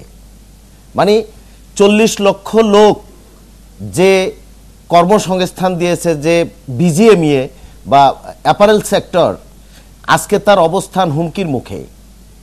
এত কাকুতি মিনতি করেও আমরা বিগত দিনগুলোতে কোনো সরকারের আমলেই হরতাল অবরোধকে আমরা রোধ করতে পারি নাই। আমরা আমাদের কাকুতি মিনতি তাদের কর্ণপাতই করতে পারে নাই। সো আমরা মনে করি যে আমরা এই দেশের নাগরিকই না, আমরা মঙ্গল গ্রহের অন্য কোনো গ্রহের থেকে এসেছি। অথচ আমি দাবি করে বলতে পারি, এই দেশের যারাই এই সব ন্যাক্কারজনক হরতাল অবরোধের ডাক দিয়ে এদেশের অর্থনীতির মেরুদণ্ডটাকে ভেঙে ফেলানোর চেষ্টা করছে, আমরা শুধু বিজনেস কমিউনিটি না, সাধারণ মানুষকে সাথে নিয়ে এর মোকাবেলা করার জন্য প্রস্তুতি নিয়ে ফেলেছি। আশা করি সেটাও আপনারা দেখতে পারবেন খুব অচিরেই। শেখ আতিয়ার রহমান দীপু, আমি একটা ব্যক্তিগত কৌতূহল থেকে একটা প্রশ্ন করি। মানে প্রায়ই আমরা বলি, আমরা সমালোচনা করি যে রাজনীতি রীতিমতো, নাজমুল আশরাফত একমত হবেন, যে রাজনীতি রীতিমতো ব্যবসায়ীদের হাতে চলে যাচ্ছে। সংসদে এখন একটা বিশাল সংখ্যক 65% বলছেন এম এ আজিজ ব্যবসায়ী সংসদ সদস্য, এবং দুদলই আমরা প্রধান দুই নেত্রীরই উপদেষ্টা পর্যায়ে পর্যন্ত ব্যবসায়ীদের খুবই শক্তিশালী অবস্থান দেখতে পাই। তারা কি বলেন, তাদের ব্যবসা চলে কি করে? আমি এই প্রশ্নটার উত্তরটা খুব সহজ। আপনি দেখেন, আপনি যদি ওয়ার্ল্ড পলিটিক্সে যান, কোনো দেশেই ব্যবসায়ী ছাড়া রাজনীতি, দুটো জিনিসই পৃথিবীতে, আমি এই পৃথিবীর সমস্ত মানুষকে যদি দুই ভাগে বিভক্ত করি, একটা হলো আমি মনে করব একটা হলো রাজনীতিবিদ, আর একটা হলো বিজনেসম্যান। এই দুটো ভাগে বিভক্ত করা যায়। আমি আমার দৃষ্টিকোণ থেকে আমি বুঝি, রাজনীতিবিদ সেই ব্যবসায়ী হতে পারবে যে ব্যবসা করে সফলতা অর্জন করেছে। আর এমন কোনো রাজনীতিবিদ, আসলে ব্যবসায়ী রাজনীতিবিদ হওয়া উচিত না যাদের সফলতা নাই। আমি মনে করছি ব্যবসায়ী যারা এখন 67%, আজিজ ভাই বলেছেন 65 বা 67%, দ্যাটস কারেক্ট। আমি ধন্যবাদ জানাই ওনাকে। এমন দিন আসতে পারে যে ব্যবসায়ীরাই এদেশের রাজনীতিবিদ হবেন এবং সে রাজনীতির স্বচ্ছতাও ফিরে আসবে। কারণ তাদের ভিতরে চাহিদা কম আছেন, তাদের ভিতরে অর্থের লোভ কম থাকে এবং আগামী রাজনীতিতে থার্ড জেনারেশনের রাজনীতিতে এরকমটাই আমরা আশা করছি এবং হওয়া উচিত। ঢাকা চেম্বারের গুরুত্বপূর্ণ পদে থাকা লোকজন তো আছেন রাজনীতিতে, সরাসরি রাজনীতিতে, তাদের সঙ্গে আপনাদের যোগাযোগ হয় কিনা? তারা কিভাবে তাদের ব্যবসা চালিয়ে যাচ্ছেন? না, অফকোর্স ব্যবসা এবং রাজনীতি একইভাবে যদি চালায় রাখতে পারে, কোনো মানে একই সাইমultaneously যদি চলে, সেটা তো না, রাজনৈতিক সংকটময় মুহূর্তে তারা কি বলছেন, তারা কি করে তাদের ব্যবসা এই কর্মকাণ্ড চালাচ্ছেন? না, প্রত্যেকেরই ভিতরেই অস্থিরতা বিরাজ করছে। আপনারা দেখছেন মানুষ চলতে পারছে না। আপনার $27 বিলিয়ন ছিল আমাদের টার্গেট, আসলে এক্সপোর্ট টার্গেট, যেটার প্রতিদিন আমরা অ্যাবাউট 700 কোটি টাকার মতো আমরা ক্ষতি সাধিত হচ্ছে আমাদের দেশে, আমাদের সেক্টরে। তো এই যে ক্ষতিটা, এটা অপূরণীয় ক্ষতি। বিগত 27 দিনে আপনি দেখেন প্রায় কত হাজার কোটি টাকা আমরা লস করেছি এবং আরো কত করতে যাচ্ছি আমরা নিজেরাও জানি না। আপনি একটা খাতের কথা বলছেন, এরকম অসংখ্য খাতে আমরা শুধু একটা খাত, এই খাতের সাথে আপনি জড়িত কোথায়? আরো অনেক খাত আছে, অনেক খাত আছে। এই খাতের সাথে জড়িত বাদ দিলে এদেশের কোনো মানুষ থাকবে না। আমি বিশ্বাস করি আজকে যে টেলিভিশন চলছে, এটা আমাদের কন্ট্রিবিউশনে চলছে, বিজনেসম্যানদের কন্ট্রিবিউশনে চলছে। আজকে বড় বড় আপনার সরকারি আমলা বলেন, আর যারা বিগত দিনে যারা বিভিন্নভাবে অর্থের অপচয় করেছেন রাষ্ট্রীয় ক্ষমতা থেকে, তারাও যে অর্থ নিয়েছেন সেটাও আমাদেরই কন্ট্রিবিউশন ছিল, বিজনেসম্যানদেরই কন্ট্রিবিউশন ছিল। আমি মনে করি আপনারা এত প্রভাবশালী এবং গুরুত্বপূর্ণ হওয়ার পরও আপনারা কেন এই অপরাজনীতি ঠেকাতে পারছেন না? না, অপরাজনীতি আমরা ঠেকাতে, আমরা যদি একটা পর্যায়ে একটা মানুষ হত্যা করার জন্য প্রস্তুতি নেয়, মানুষ যখন ওয়ালে ঠেকে যাবে, তখন সে মানুষের কিন্তু বাঁচার রাইট আছে এবং সে তখন সামনে এগোনোর চেষ্টা করবে। সরকার এমন একটা পজিশনে আছে, তাকে ঠেলতে ঠেলতে একটা পর্যায়ে নিয়ে আসা হচ্ছে যেখান থেকে তার সামনে আগানো ছাড়া আর কোনো পিছনে ফেরার সুযোগ থাকবে না। আমি মনে করছি, যেটা আমরা বিজনেসম্যানরা যারা মনে করছি, এবং আমাদেরকে একটা পর্যায়ে এমন জায়গায় নেওয়া হয়েছে। ব্যবসায়ী নেতৃবৃন্দের মধ্যে সেই ঐক্য আছে, সেটিও তো আরেকটি সমস্যা, কারণ ব্যবসায়ী নেতৃবৃন্দের মধ্যে তো ব্যাপক বিভক্তি আছে এবং কে কোন দলে, কে কখন ক্ষমতায় আসলে কে মন্ত্রী হবেন, কে সাংসদ হবেন, সাংবাদিক হিসেবে তো সেগুলো আমরা জানি না। এরকম মন মানসিকতা অবশ্যই থাকতে পারে। কিছু ব্যবসায়ী মৌন সাপোর্ট, তো প্রত্যেক একজন নাগরিক হিসেবে তার মৌন সাপোর্ট অবশ্যই কোনো না কোনো দলে থাকে। যে ঐক্যের কথা আপনি শুরু থেকেই বলছেন যে আপনারা খুব শীঘ্রই দেখতে পাবেন যে আমরা ঐক্যবদ্ধ হয়ে এই রাজনীতির মানে এই অপরাজনীতির বিরুদ্ধে একটা জবাব দেব, সেটার ঐক্য কি আসলে করা সম্ভব হবে ব্যবসায়ীদের মধ্যে? না, অবশ্যই এই আশাবাদ আমরা রাখছি এবং আপনারা দেখছেন বিগত দিনেও 111-এর পরেও আমরা এরকম একটা কিছু করেছিলাম। আমরা সাদা পতাকা নিয়ে আমরা আমাদের ফেডারেশনের সামনে আমরা গিয়েছিলাম, বিভিন্ন ট্রেড বডিতে আজকেও এই ঘোষণাই এসেছে। কিন্তু শুনেন, এফবিসিসি এর প্রেসিডেন্ট যখন সালমান এফ রহমান ছিলেন, তখন কিন্তু সারা ঢাকা শহরে 10 মিনিটের জন্য স্ট্রাইক করতে পেরেছিলেন সাকসেসফুলি, তারপরেও কিন্তু দাবি আদায় হয় নাই।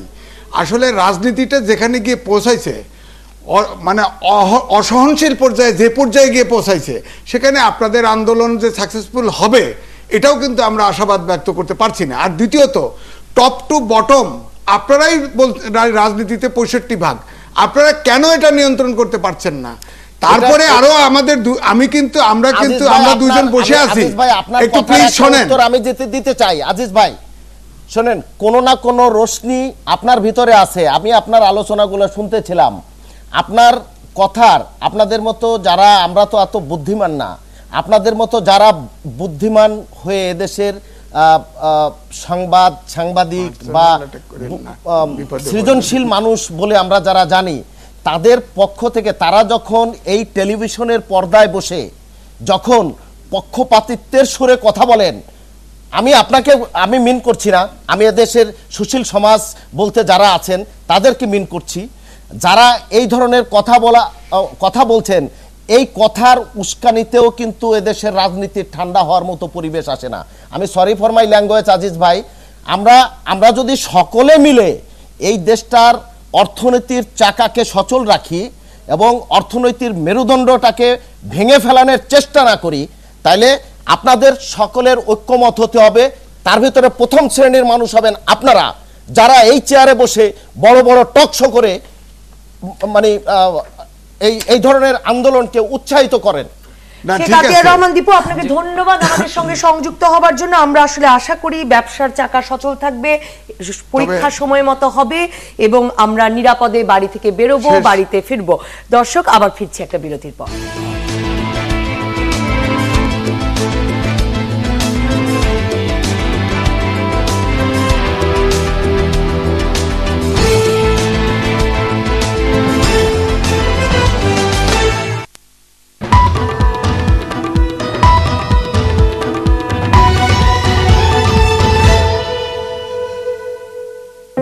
আমার কাছে আভিজাত্যের আরেক নাম, যুগ যুগ ধরে স্বর্ণোজ্জ্বল ত্বকের জন্য স্যান্ডেলিনা স্যান্ডেল সোপ। রূপচর্চায় আভিজাত্য।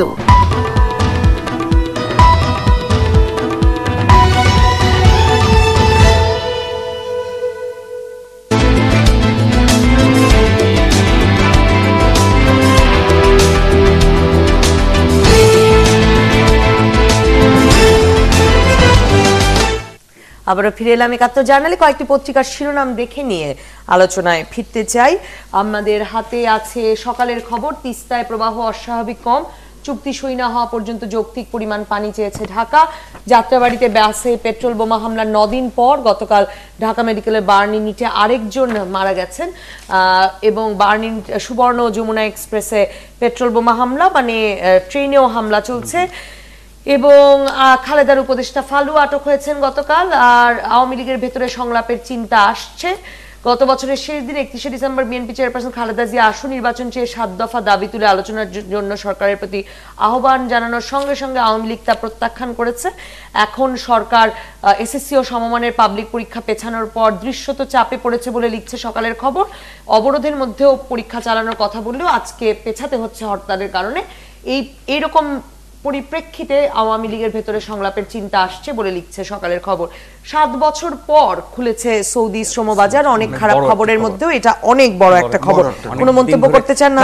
চেষ্টা হচ্ছিল নিশ্চয়ই আমাদের অনেক বড় বাজার, সেটা আবার যখন খুলে যাবে আমাদের জনশক্তি রপ্তানির একটা আমি বলবো যে মানে অনেক দিনের মন্দা ভাব কাটিয়ে একটা ভালো অবস্থানে যাবে, আমাদের কর্মসংস্থান হবে, বৈদেশিক মুদ্রা আসবে, অনেক কিছু। এবং এই বিষয়ে কিন্তু সরকার অনেক দিন ধরে অনেক পর্যায়ের চেষ্টা তদবির করছিল। আমাদের কর্মসংস্থান মন্ত্রীকেও সেখানে যেতে দেখেছি। ফলে আমি বলবো যে একটা চেষ্টার ফলাফল সেটা হয়েছে, তারা সেই বাজারটা খুলে দিয়েছে। এবং এর পেছনে যখন বন্ধ হয় তখনও কিন্তু আমাদের এক ধরনের রাজনৈতিক ব্যাপার ছিল, তো সেটা আমরা কাটিয়ে উঠতে পেরেছি। জাতি হিসেবে, দেশ হিসেবে আমাদের জন্য নিশ্চয়ই এটা খুব ভালো। 13 লক্ষ লোক এখনো ওখানে আমাদের ওই শ্রম বাজারে, এবং পৃথিবীর মধ্যে সবচাইতে বড় শ্রম বাজার কিন্তু এটা। সুতরাং এটা যে এখন যে সৌদি গভর্নমেন্ট যেটা 2008 এ বন্ধ হয়ে গেছে, এখন 7 বছর, এটা নিঃসন্দেহে খুবই বড় খবর, সুখের খবর। আমাদের আরো কয়েকটি পত্রিকা আছে। তিস্তা, জি বলুন। তিস্তার বিষয়টা হচ্ছে যে তিস্তা নিয়ে কিন্তু আমাদের তিস্তার শেয়ার, ন্যায্য শেয়ার নিয়ে আমাদের কথা হচ্ছে, এবং এটাও ভাবা হচ্ছে যে হয়তো তিস্তার আপনার একটা এগ্রিমেন্ট হয়েও যেতে পারে। কিন্তু বড় সমস্যাটা হলো তিস্তা একটি নদী, যেমন ফারাক্কা ব্যারেজ হওয়ার পরে উত্তরাঞ্চল কিন্তু এফেক্টেড। এটা কিন্তু কোনোদিনই আর এটা আমরা সুরাহা করতে পারবো না, এফেক্টেড থেকে বেরিয়ে আসতে পারবো না। এখন যেটা মূল আমাদের যে বড় সমস্যা তিস্তার চাইতে ভয়াবহ হচ্ছে যে ভারতের ভিতরের 50টা বড় নদী নিয়ে রিভার লিঙ্কিং প্রজেক্ট করা হচ্ছে। এটা যদি এখানে মোদি গভর্নমেন্ট এসেও এটাকে কিন্তু ফাইন্যান্স করছে এবং এটা প্রজেক্টটা খুব দ্রুত গতি পাচ্ছে। এটা যদি হয়ে যায় আমরা কিন্তু কোনো পানি, যেহেতু আমরা ভাটির দেশ, আমরা কিন্তু কোনো পানি পাবো না, এবং আমাদের সারা বাংলাদেশই কিন্তু খরার মধ্যে যাবে। এবং এটা মানুষ আলটিমেটলি কিন্তু আপনার এখানে মানুষ বসবাস অনুপযোগী আমাদের বাংলাদেশ হওয়ার আশঙ্কা রয়েছে। সুতরাং সেই ব্যাপারে এখন থেকেই আমি মনে করি সরকার যেই থাকুক না কেন এ ব্যাপারে এখনই একটি নেগোসিয়েশন বা কথা বলা উচিত।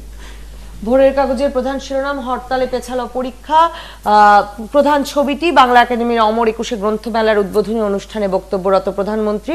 নিষেধাজ্ঞা প্রত্যাহার, চালু হচ্ছে সৌদি আরবে শ্রম বাজার।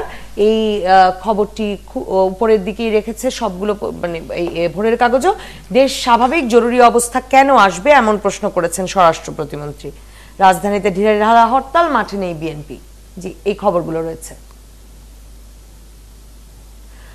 যুগান্তর, সকলেরই শিরোনাম এক, হরতালে পেছালো এসএসসির প্রথম দিনের পরীক্ষা, সংলাপ ছাড়া পিছু হটবে না বিএনপি। এম এ আজিজ যে কথাটি বলছিলেন যে যুগান্তর মনে করছে যে সংলাপই তাদের মূল দাবি।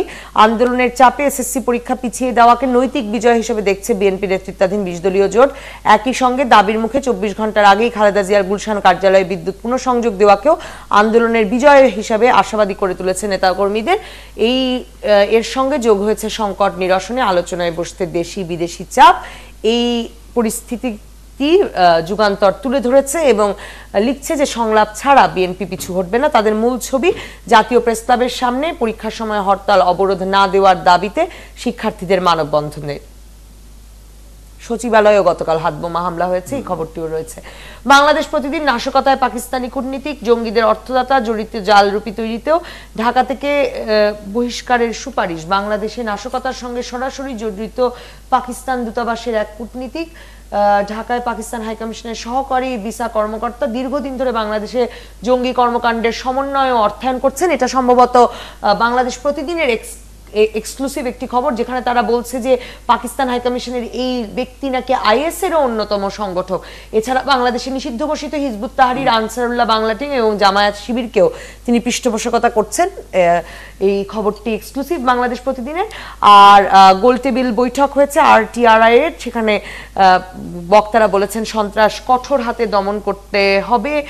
এই খবর রয়েছে। দুষ্ট চক্রে বন্দী রাজনীতি, বলেছেন বিশিষ্ট অর্থনীতিবিদ অধ্যাপক আবু আহমেদ। আর তোফায়েল আহমেদ বলেছেন বাংলাদেশ পাকিস্তানের চেয়ে ভালো থাকায় খালেদার ভালো লাগে না। সরকার পতন 12 দিনে, 13 ফেব্রুয়ারির মধ্যে হলে আসলে আর 12 দিনই বাকি। আপনি জিজ্ঞেস করছিলেন বারবার কে বলেছেন, খালেদা জিয়ার উপদেষ্টাও তিনি।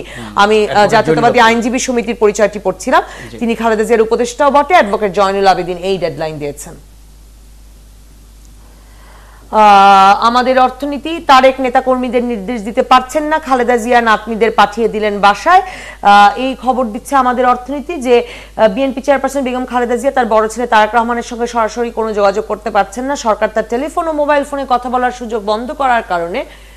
আচ্ছা, এটি এইভাবে আমি ভাবা উচিত ছিল, ভাবিনি।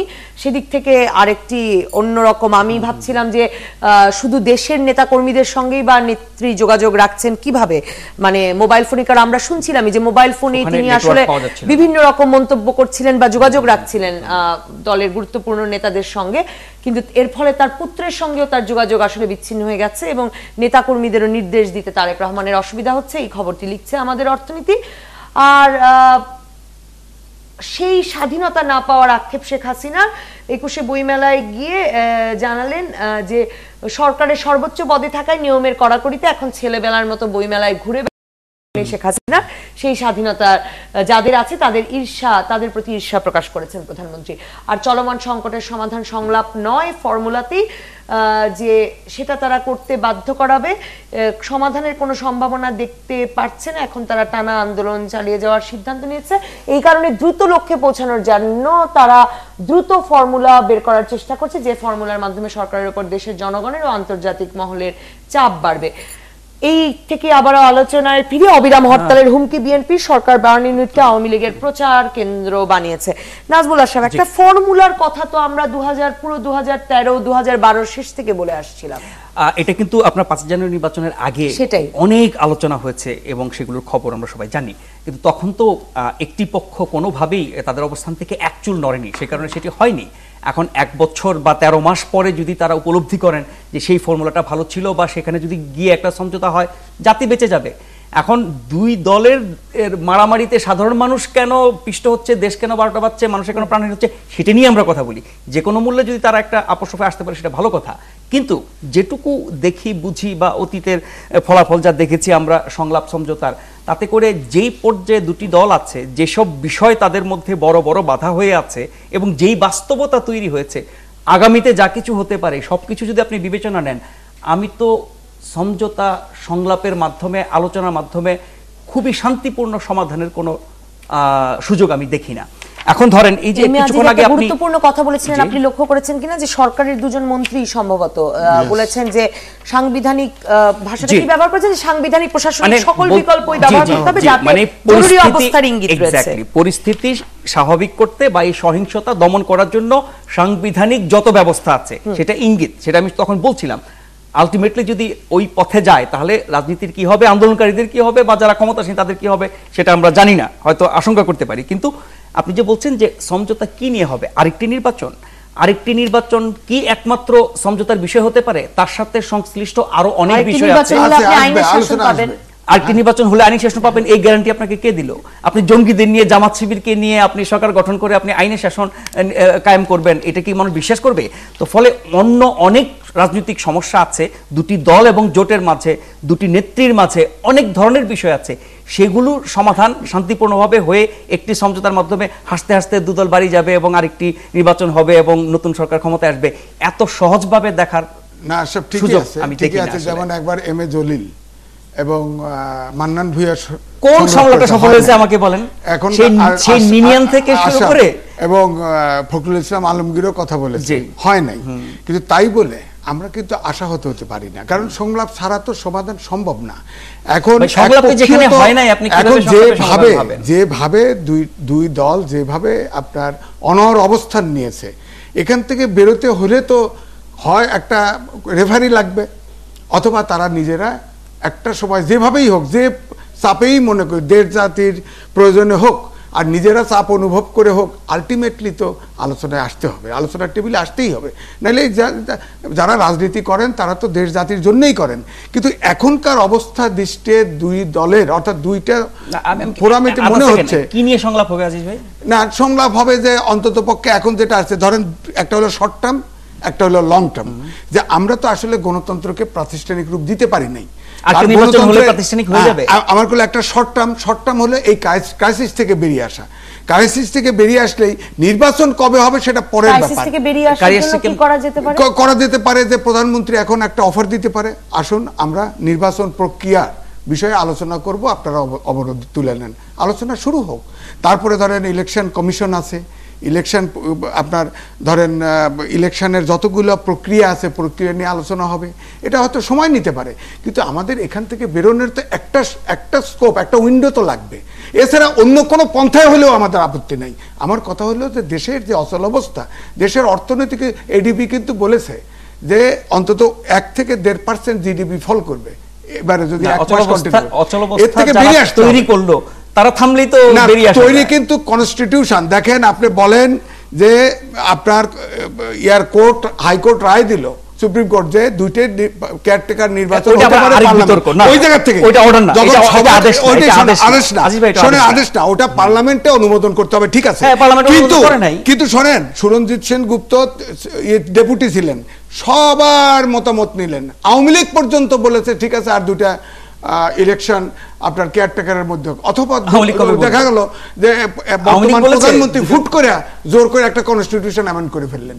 হ্যাঁ, এই তো ক্রাইসিস শুরু হলো। এখন ধরেন কে এম হাসান 2006 সালে তার বিএনপি মনে আছে, বিএনপির গন্ধ আছে বলে, প্লিজ শুনেন,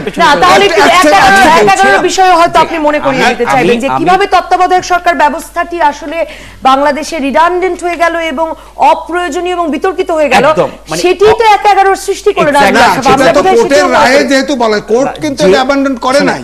কোর্ট বলেছিল যে দুইটি ইলেকশন কেয়ারটেকারের মাধ্যমে হতে পারে, তবে পার্লামেন্টে অনুমোদন বিষয় নিয়ে আলাপ করলে আমরা ধারণা আপনি আমাকে বললেন যে আপনি চাটা চাইলে খেতে পারেন, আমি খেলাম না, আপনি ওকে তো বাধ্য করতে পারেন না খাওয়ার জন্য। তাহলে কোর্ট বলছে আর দুটি হতে পারে এবং সেটা সংসদের অনুমোদন সাপেক্ষে।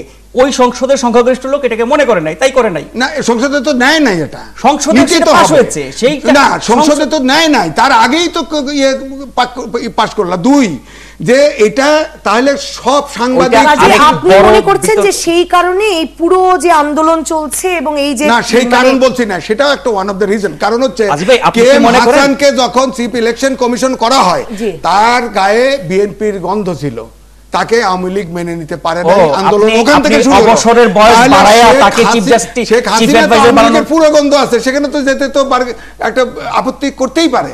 সেটা আলোচনার মাধ্যমে তো সমাধান করতে হতো, আজিজ ভাই সেটা তো হয় নাই। কেয়ারটেকারের পক্ষে বলেন না, কেয়ারটেকার বাতিল হইছে, জাতি বাইচা গেছে, গণতন্ত্র বাইচা গেছে, রাজনীতি বাইচা গেছে, এবং এই কেয়ারটেকারের এই কঙ্কাল নিয়ে আরো টানাটানি করলে আপনার গণতন্ত্র রাজনীতিতে আরো বাড়বে। এখন কেয়ারটেকার এবং বলছি, ওই কেয়ারটেকার আমি বলছি যে একটা নিরপেক্ষ নির্বাচনের যেভাবে নির্বাচনটা 5ই ফেব্রুয়ারির হলো, এটা কি আসলেই কি আপনি বলেন, ধরেন আইনে যাই হোক, এটা কি আসলেই কি নিরপেক্ষ একটা নির্বাচন হয়েছে? এটা কি নির্বাচন পৃথিবীর ইতিহাসে এরকম নির্বাচন হয়েছে? বিষয়টা লিগ্যালাইজ করতে আমরা 15 ফেব্রুয়ারির মতো আমার মনে হয় না যে আমি কোনো নির্বাচন দেখেছি। অনেক বেশি বিষয় নিয়ে আসলে প্রত্যেকটা আপনার আবার জবাব দেওয়া সম্ভব না। আপনি বলছেন যে 5ই জানুয়ারি নির্বাচন আপনি বলছেন কি নিরপেক্ষ হয়েছে কিনা, পক্ষপাতিত্বের বিষয় না। আপনি বলতে পারেন যে যথেষ্ট মানুষের অংশগ্রহণ ছিল না, ভোটার্স টার্নআউট কম ছিল, সকল দলের অংশগ্রহণ ছিল না, সুতরাং একটি দুর্বল নির্বাচন হয়েছে। আপনি এটাকে অবৈধ বলতে পারেন না, আপনি এটাকে নিরপেক্ষ হয়নি সেটা বলতে পারেন না। কেন হয়েছে, কাদের বয়কটের ফলে হয়েছে, সেগুলো অন্য বিতর্ক, সেটা বাদ দেন। নাজিব ভাই, আমি যেখানে আসছিলাম সেটা হচ্ছে যে কেয়ারটেকার নিয়ে বিতর্ক খামাখাই, এবং এই কেয়ারটেকারটাকে নষ্ট করা হয়েছে 2006 সালে। কারা করেছে, কি কারণে করেছে সেটা আপনি জানেন। সো এইটা দুই দলই রিজেক্ট করেছে। 91 থেকে যতগুলো নির্বাচন হয়েছে কেয়ারটেকার আন্ডারে, কোনোটাই কি হেরে যাওয়া দল মেনেছে? মানে নাই। সো আপনি ওই বিষয়ে যাওয়ার দরকার নাই। আর এটা কম বেশি সবাই একমত যে ভাই কেয়ারটেকার ব্যবস্থা আজীবন থাকতে পারে না, না কেয়ারটেকার ব্যবস্থা আজীবন চলতে পারে না। এবং এটা যে গণতন্ত্রের প্রতি, রাজনীতিবিদদের প্রতি, রাজনীতির প্রতি যে অনাস্থা এবং কত বড় অপমান, এটাও পুরনো কথা, সবাই জানে। সো সেই জায়গায় না গিয়ে বরং নতুন ফর্মুলা, নতুন উদ্ভাবন করতে পারেন। আপনি বলছেন নির্বাচন কমিশনকে শক্তিশালী করা, ঠিক আছে, আপনার প্রশাসনকে নিরপেক্ষ রাখা, সেটা ঠিক আছে, সরকার নির্বাচনকালীন সরকার যাতে একটা ভারসাম্যপূর্ণ হয়, সেটা ঠিক আছে, ওগুলো হতে পারে। এই চর্চা, প্রক্রিয়া এবং প্রস্তাবগুলো কিন্তু শুরু হয়েছিল 5 নির্বাচন আগে। এই সব সেটা আবার শুরু করতে কি হলো? না, আপনি তখন খাইলেন না। তার মানে তো যেটা দিদি আজিজ ভাই, একবার খান নাই তো আর খাবো ভাই, না, এটা তো হইতে পারে। আপনাকে এখন আমি 10 বার সাধলাম, আপনি খাইলেন না।